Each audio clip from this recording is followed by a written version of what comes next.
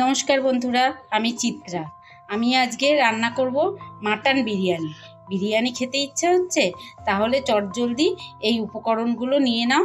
নিয়ে বিরিয়ানি কিভাবে তাড়াতাড়ি বিরিয়ানি রান্না করতে হয় আমি সেটা আপনাদের দেখিয়ে দিচ্ছি। এই দেখুন, আগে প্রথমে আমি বাসমতি চালটাকে 1 ঘন্টা ধরে ভিজিয়ে রেখেছি। আর এখানে আদা পেঁয়াজ রসুন, এখানে আলু কেটে নিয়েছি। আর এখানে আমি রিফাইন তেল নিয়ে নিয়েছি আলুটা ভাজার জন্য।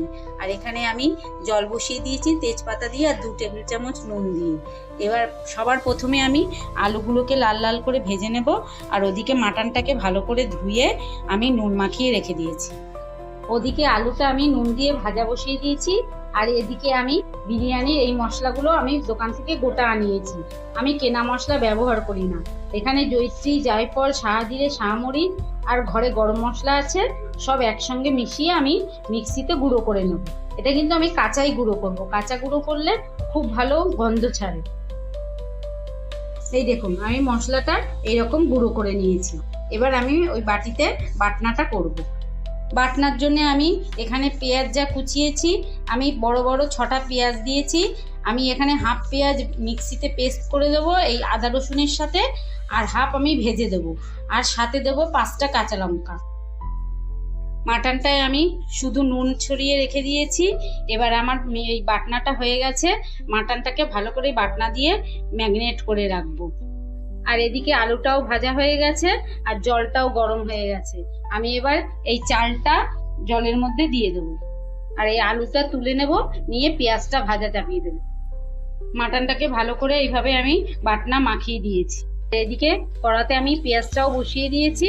পেঁয়াজের মধ্যে আমি 1 টেবিল চামচ নুন দিয়েছি। এটা লাল, একটু হালকা লাল লাল হবে, এটা খুব বেশি লাল লাল হবে না। আমি এটা ভেজে নিই। পেঁয়াজটা যখন এই পর্যায়ে ভাজা হয়ে যাবে, এবার আমি ওই ম্যারিনেট করা মাটনটা এর মধ্যে দিয়ে দেবো। আমি কড়াতে মাটনটা দিয়ে দিয়েছি। এবার আমি 10 মিনিট ধরে মাটনটা ভালো করে কষবো। আর আমি এতে কিন্তু হলুদ দিইনি, আমি এই শুধু নুন দিয়েই মাটনটাকে ভালো করে কষে নেব। এদিকে মাটনটা কষা হয়ে গেছে। এবার আমি প্রেসার কুকারে একটু জল দিয়ে দিয়েছি, মাটনটাকে ভালো করে সেদ্ধ করে নেব। মাটনটাকে আমি প্রেসার কুকারে বসিয়ে দিয়েছি। এটা ভালো করে একটু সিটি মেরে নেবো, 4 থেকে 5টা, যেহেতু মাটন সেদ্ধ হতে সময় লাগবে। আর এদিকে ভাতটাও ফুটে গেছে, এবার ভাতের ফ্যানটা ঝরিয়ে নেব। প্রেসার কুকারে সিটি পড়ে গেছে, 3-4টে পড়ে গেলে আমি বন্ধ করে দেবো। এদিকে মাংসটা পুরো সেদ্ধ হয়ে গেছে, পুরো বলতে হাফ সেদ্ধ করেছি আমি। এবার আমি বিরিয়ানিটা সাজাবো। মাংসটা হাফ সেদ্ধ হয়ে গেছে, এদিকে ভাতটাও হাফ সেদ্ধ হয়ে গেছে, আলুটা ভেজে নিয়েছি, এদিকে নুন, চিনি আর ওখানে যে মশলাটা গুঁড়িয়েছিলাম সেইটা নিয়ে নিয়েছি। আর এখানে যে পাত্রে আমি বসাবো বিরিয়ানিটা ভাপাতে, সেই পাত্রটা আমি এইভাবে করে একটু রিফাইন তেল মাখিয়ে নিয়েছি। বিরিয়ানিটা সাজানোর জন্যে আমি রিফাইন তেলটাকে ভালো করে এইভাবে গামলাটা চারদিকে এইভাবে মাখিয়ে নেব। এবার আমি প্রথমেই দেব ভাত।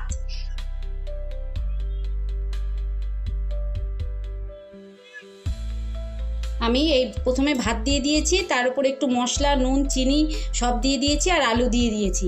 এবার আমি মাটনটাকে এর মধ্যে 4-5 পিস মাটন ভালো করে সাজিয়ে দেবো।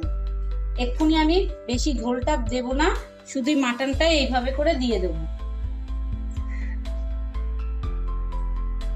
আমি এটাকে 3টে লেয়ার দেব। আমি এখানে সবকিছুই দিয়ে দিয়েছি, আমি 3 পার্টে সাজিয়েছি। এবার আমি এই যে গ্রেভিটা রয়েছে, মাটনের গ্রেভিটা, সেই গ্রেভিটা এইভাবে এর উপর দিয়ে দিয়ে দেব। আর এর মধ্যে এবার উপর থেকে আমি ঘি, দুধ সবই একে একে দেব।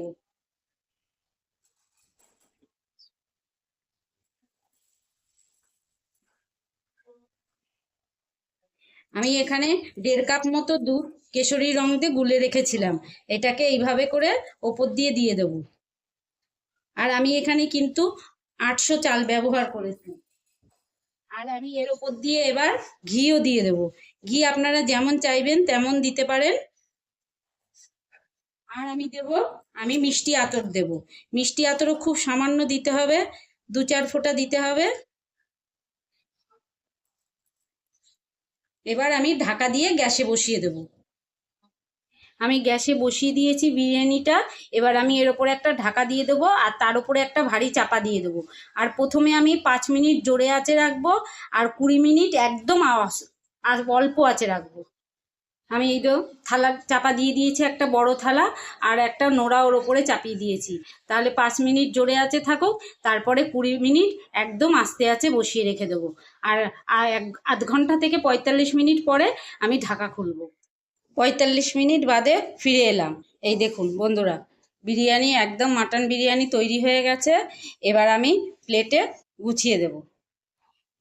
এই দেখুন মাটন বিরিয়ানি একদম প্লেটে আমি তুলে দিয়েছি। এইভাবে একদিন বাড়িতে তৈরি করে খুব সহজেই তাড়াতাড়ি রান্না হয়ে যায়। এইভাবে তৈরি করে খাবেন আর কমেন্টে জানাবেন যে এইভাবে মাটন বিরিয়ানি কেমন হয়েছে। ঠিক আছে, দেখা হচ্ছে অন্য কোনো রান্নার সাথে। ভালো থাকবেন, সুস্থ থাকবেন, অবশ্যই আনন্দে থাকবেন।